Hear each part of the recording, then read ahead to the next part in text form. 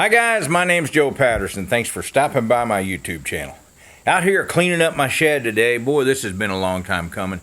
You have no idea how long I have walked around in here trying to go around everything. So anyway, the last few days I've been working on this in between jobs and waiting to go back to work and trying to make an effort to clean up my stuff.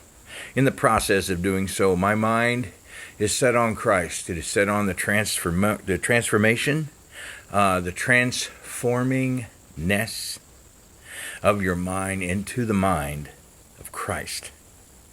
You weren't born with the mind of Christ. I'm sorry, but you weren't.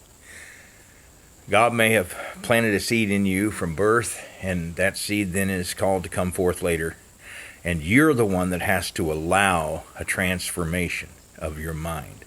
It's got to be transformed and made new. You have to take on the mind of Christ. You have to think the way He does about money. Think the way He does about how you live.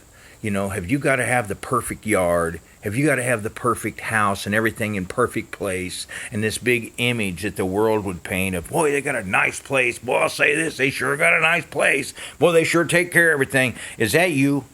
Pride of life, lust of the flesh, lust of the eyes. These are three things that God warns us about that will cause you to become an enemy to God. The way you think about saving money, the way you think about retirement, the way you think about benefits, what's beneficial and what isn't.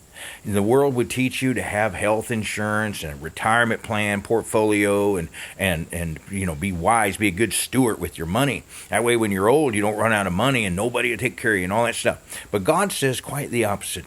That we're to work, and I love working, so we're not to be slothful and sit around or be wasteful and go out and just spend like crazy and act like it don't matter anyway. Of course, we are to be stewards of wisdom. Stewards of the wisdom of God. Stewards of the mind of Christ. Think the way the Lord thinks. Learn how Jesus thinks. How did He teach about love and marriage? And how did He teach about how we think about our enemies and those people who curse us and constantly railing against us and falsely accusing and slanderous accusation? How does He teach on these things? How does He teach on seeking God? When do we stop, right? When you found Him? When did you find Him? When you found God, were you arrogant enough to say, I don't need to seek Him anymore because I found Him? Gee, man. Anyway, transform mind. Transform mind. If your mind is not being transformed daily, your growth has stopped and you are in danger of losing your secure position. Thanks for tuning in.